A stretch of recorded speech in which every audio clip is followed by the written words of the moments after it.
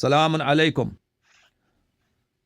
جی بھائی کہاں سے کال کیا آپ نے؟ السلام علیکم یا شیخ، انا من الپاکستان، کراچی جی پاکستان. جی علیکم السلام. خیر سے حضور. سید ابن ہاں جی. شہید الموسوی. ہاں ابن شہید بھائی خیریت سے ہیں آپ؟ ٹھیک ٹھاک ہیں؟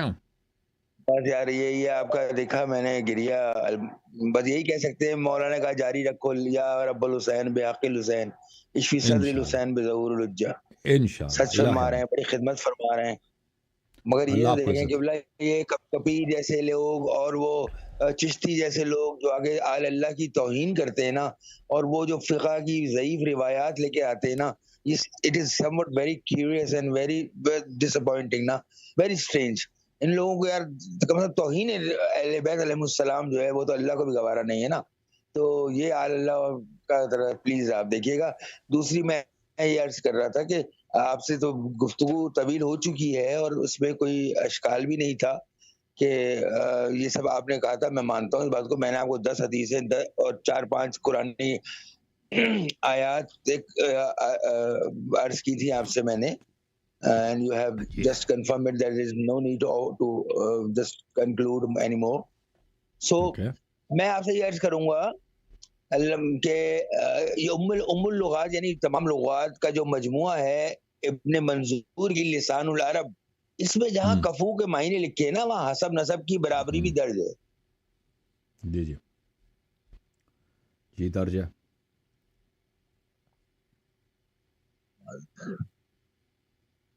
جی تو وہ دیکھیں وہ لغوی معنی نہیں ہے کفو کے کہ حسب نسب میں.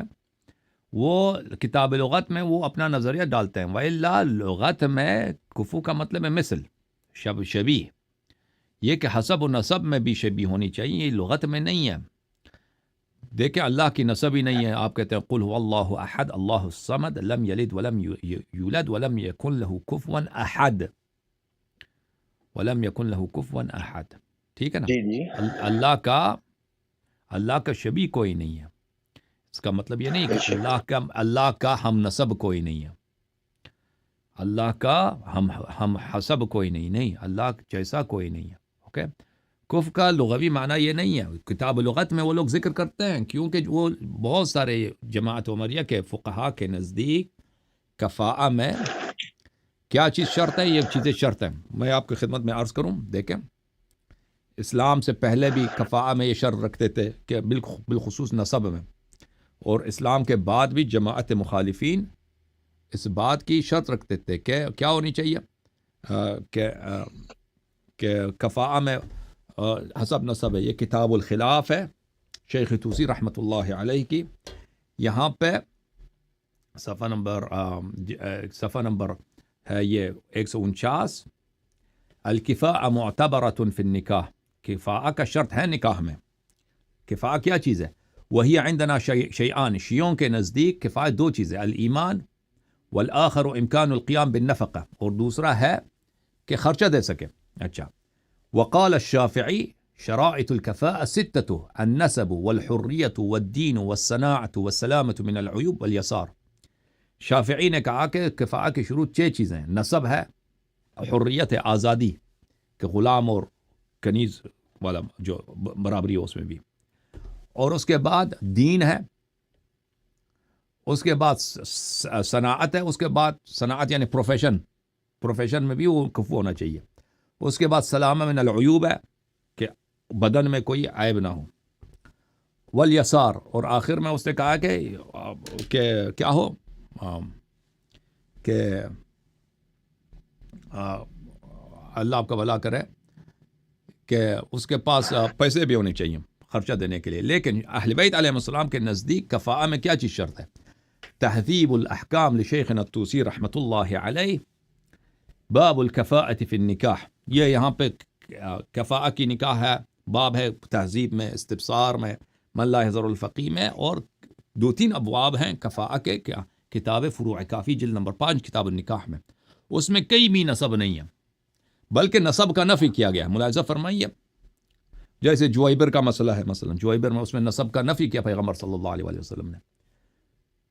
یہاں پہ حدیث ہے علی علیہ السلام امیر المؤمنین علیہ السلام سے، قال رسول اللہ صلی اللہ علیہ وآلہ یوما ونحن عنده، ایک دن امیر المؤمنین سید المسلمین سلام اللہ علیہ فرماتے ہیں کہ ہم ایک دن پیغمبر صلی اللہ علیہ وسلم کے ساتھ تھے، تو انہوں نے فرمایا اذا جاءکم من ترضون خلقه ودینه فزوجوه، جب آپ کے پاس کوئی شخص آتا ہے کہ اس کا دین اور اس کا اخلاق آپ کے نزدیک باعث رضایت ہے، اس کے دین بھی اچھا ہے، آپ کو پسند ہے، اور عقیدہ عمل اور اخلاق بھی اچھا ہے، فزوجوه، اس کو رشتہ دے دو، اس کو کیا کرو، رشتہ دے دو۔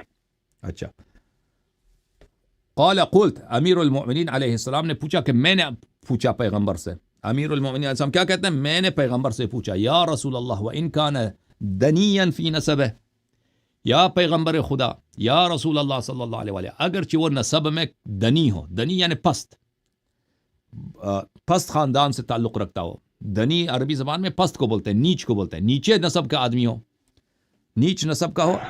قال اذا جاءکم من ترضون خلقه ودینه فزوجوه، رسول پاک صلی اللہ علیہ وسلم نے فرمایا کہ جو بھی آپ کے پاس آئے رشتہ لینے، اگر اس کا دین ایمان اخلاق صحیح ہے تو اس کو رشتہ دے دو، دے دو، الا انکم ان لا تفعلوا تکن فتنة فی الارض وفساد کبیر، اگر اس کو رشتہ نہ دو گے تو فتنہ ہوگا، فساد، بڑا فساد ہوگا، آپ کی بیٹیاں جو ہے یعنی دنیا میں اس کی وجہ سے بہت سارے خرابیاں اور گناہیں وغیرہ بڑھ جاتی ہیں۔ اچھا، ہو سکتا ہے آپ کی بیٹی بھاگ جائے مثلا، وہ جو بھی ہو جائے، یہ کام نہ کرو، تعصب نہ رکھا کرو کس چیز کی، نسب کی۔ پھر آپ کی خدمت میں یہ حدیث میں نے بار بار عرض کیا، پھر آپ نسب کا لے کے آ جاتے ہیں نا، وہ دوبارہ دیکھیں، یہ کتاب الفروع من الکافی للکلینی رحمۃ اللہ علیہ، جلد نمبر 5، یہ کتاب النکاح میں، یہ بھی باب کفاءہ میں ہے۔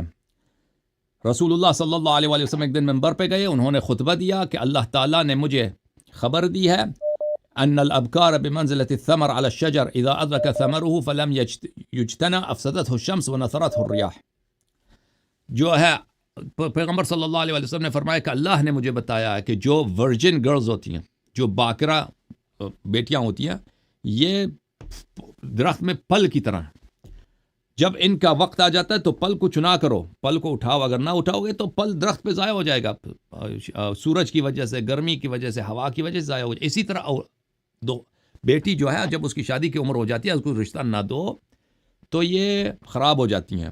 اچھا، اور فرمایا کہ فَلَيْسَ لَهُنَّ دَوَاءٌ إِلَّا الْبُعُولَةُ، جب بیٹی جب جوان ہو جاتی ہے تو اس کی دوا سوائے یہ کہ شوہر کرے، اس کا علاج صرف شوہر ہے اور کچھ بھی نہیں ہے۔ اچھا، وَإِلَّا وہ فاسد ہو جائیں گے کیونکہ وہ بشر ہیں۔ کسی شخص نے پوچھا یا رسول اللہ فمن نزوج، کسی نے پوچھا کہ ہم کس سے شادی کرائیں، پیغمبر صلی اللہ علیہ وسلم کو چاہیے تھا نا، اگر نسب شرط ہوتا تو کہہ دیتے کہ نسب اپنے خاندان میں شادی کرا دو، نسب دیکھ لو۔ پیغمبر نے کیا فرمایا صلی اللہ علیہ وسلم، الاکفاء، الاکفاء، اپنے کفو سے پوچھا کہ کفو کون ہے، قال المؤمنون بعضهم اکفاء بعض، المؤمنون بعضهم اکفاء بعض، مومن ایک دوسرے کے کفو ہیں، مومن ایک دوسرے کے کفو۔ اچھا، یہ اکفا والی حدیث پوری پڑھیے، اپنے کون سی کفو میں حدیث؟ کراؤ اور اپنی اولاد کی شادی اپنی کفو میں کرو۔ صرف پورا یہ اپنے اصول کافی سے ابھی ایک حدیث پڑھی ہے نا قبلہ، تو اس کو میں یہ عرض کروں گا کہ آپ دوبارہ سے اس کو وہ آپ پڑھو، وہ حدیث آپ کے پاس ہے کیا اپنے خاندان میں شادی کرو، وہ کوئی حدیث نہیں ہے، وہ صرف آپ کے اوہام میں ہے۔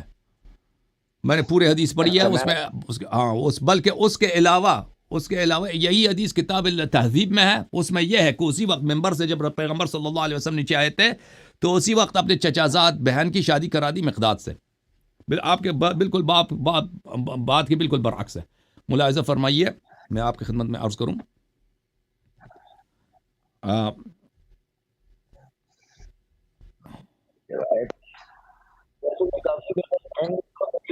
یہ میں آپ کو دکھا دیتا ہوں، یہی حدیث نہیں،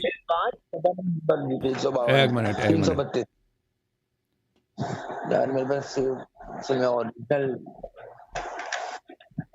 میرا ارادہ نہیں تھا فون کرنے کا آپ کو، مگر عیون الاخبار میں وہ حدیث، عیون الاخبار میں وہ ملاحظہ فرمائیے، یہی حدیث عیون الاخبار میں، عیون الاخبار جلد نمبر 1 صفحہ نمبر 289 میں، حدیث نمبر 37، یہی حدیث امام رضا علیہ السلام سے روایت ہے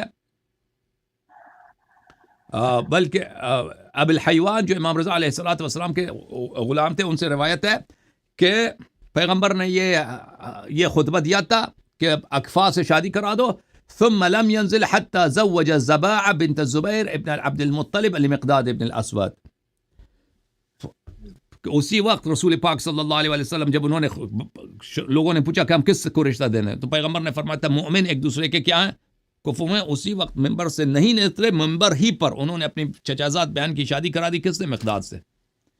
اور فرمایا کہ میں اس لیے انما زوجت ابنت عمی المقداد لیتضع النکاح، میں نے اس لیے شادی کر دی تاکہ نکاح کرنا آسان ہو جائے.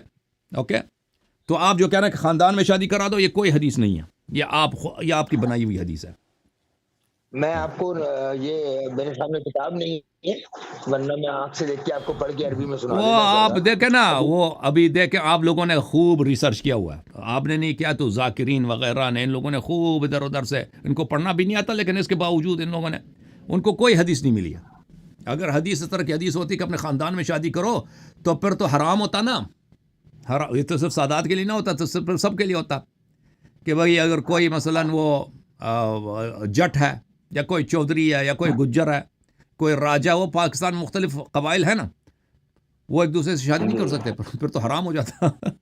اوکے بھائی، آپ بجا فرما رہے ہیں، لیکن میں یہ کروں گا. دوسری بات، ایک بات سن لیجیے گا بس، کہ جو مرجعیت کے حوالے سے بھی آپ فرماتے ہیں نا کہ امام کی تقلید کرو یا امام کے اقوال سے نتیجہ اخذ کرو، تو امام علیہ السلام نے فرمایا ہے کہ ہمارا کام تمہیں اصول دینا ہے، اس سے نتیجہ اخذ کرنا تمہارا کام ہے. امام کی اتباع ہوتی ہے، اطاعت ہوتی ہے، بیعت ہوتی ہے، امام کی تقلید نہیں کی جاتی. وہ میں نے کب کہا کہ امام کی تقلید کرو؟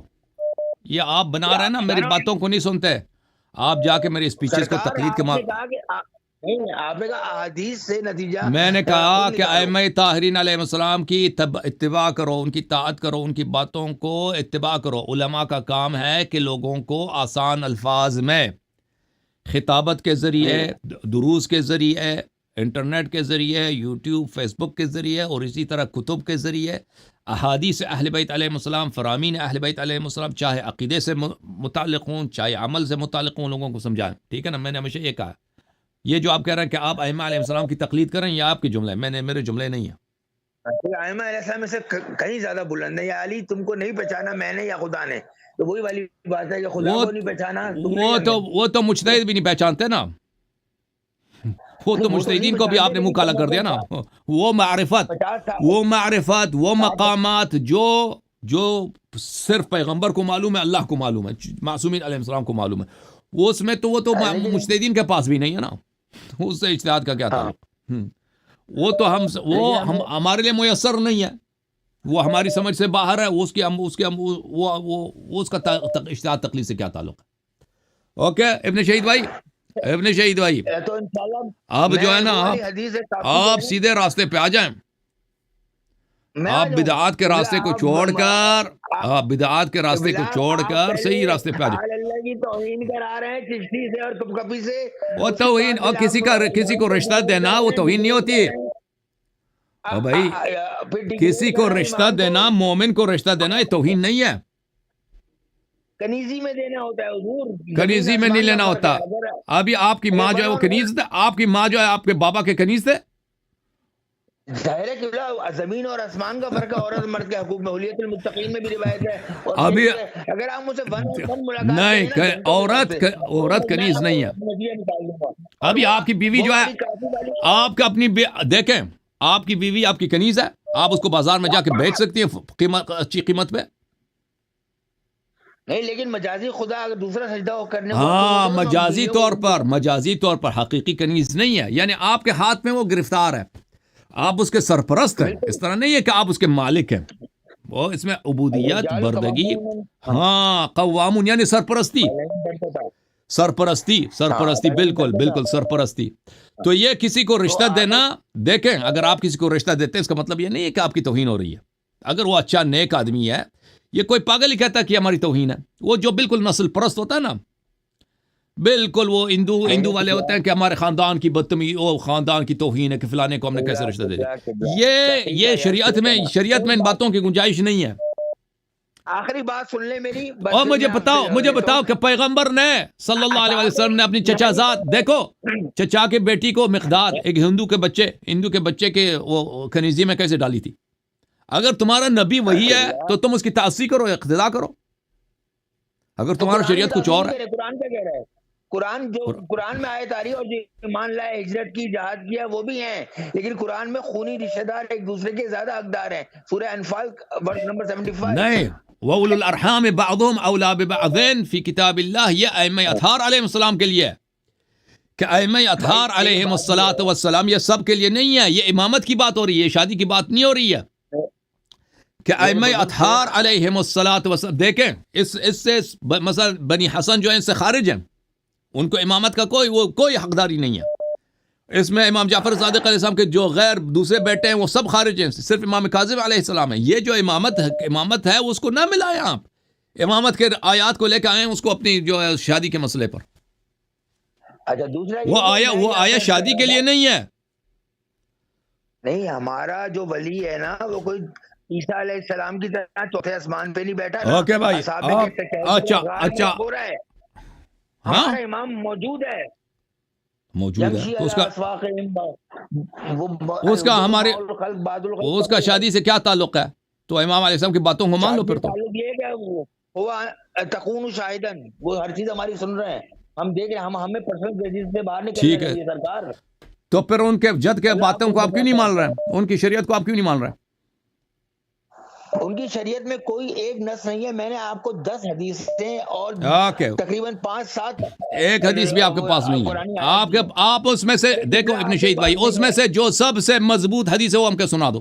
سب سے جو محکم ہے، جو صریح ہے حرمت نکاح میں، ایک حدیث بھی آپ کے پاس نہیں ہے حرمت نکاح میں. وہ اچھا امام رضا علیہ الصلوۃ والسلام والا واقعہ، امام زین العابدین علیہ السلام والا واقعہ، وہ نہیں، وہ واقعہ سنا، وہ حدیث ہمیں سنا دو. وہ حدیث کون سی ہے کہ آپ کے پاس 10 حدیث ہیں؟ آپ ایک حدیث، 10 کو چھوڑیں، ایک حدیث جو سب سے واضح ہے، جو سب سے صریح ہے کہ یہ نکاح حرام ہے، وہ ہمیں سنا دو. بسم اللہ.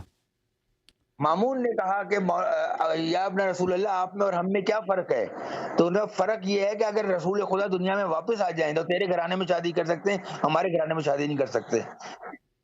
امام زین العابدین علیہ السلام نے فرمایا. تو اس سے کیا تعلق ہے بھائی حرمت نکاح کا؟ اوکے بھائی صاحب، اس کا کیا تعلق ہے؟ امام علیہ السلام نے یہ تو نہیں فرمایا کہ سیدانی کے لیے حرام ہے غیر سید کو رشتہ دینا. کسی دن 1 on 1 آئیں اور اوکے بھائی، 2-3 گھنٹے آپ 1 on 1 آئیں گے نا تو پہلے آپ کو قرآن سنانا ہوگا. آئیں گے؟ سناؤں گا، حاضر. وہ آپ کو بولا ترجمہ بھی سناؤں گا. پورا جانا منتظر ہے بھائی، آپ کا قرآن سنتے ہیں. ٹھیک ہے بھائی، خدا حافظ ابن شہید بھائی، منتظر ہیں، قرآن سنائیں گے 1 on 1. ہاں بھائی، امام رضا علیہ السلام نے فرمایا کہ نبی صلی اللہ علیہ وسلم میری بیٹیوں سے شادی نہیں کر سکتے کیونکہ یہ ان کی بیٹیاں ہیں. امام رضا علیہ السلام کی بیٹی پیغمبر کی بیٹی ہیں. اب کوئی شخص اپنی بیٹی سے شادی نہیں کر سکتا. بالکل صحیح ہے. تو آپ قیاس کرو گے نا بعد میں، اس میں سے کوئی نکالو گے، نقطہ وغیرہ لگاؤ گے جو امام علیہ السلام نے نہیں فرمایا، اور اس سے تم یہ استدلال کرو گے کہ اس لیے پھر سیدانی سے شادی نہیں ہو سکتا. وہ ہے قیاس، ابو حنیفہ والا قیاس.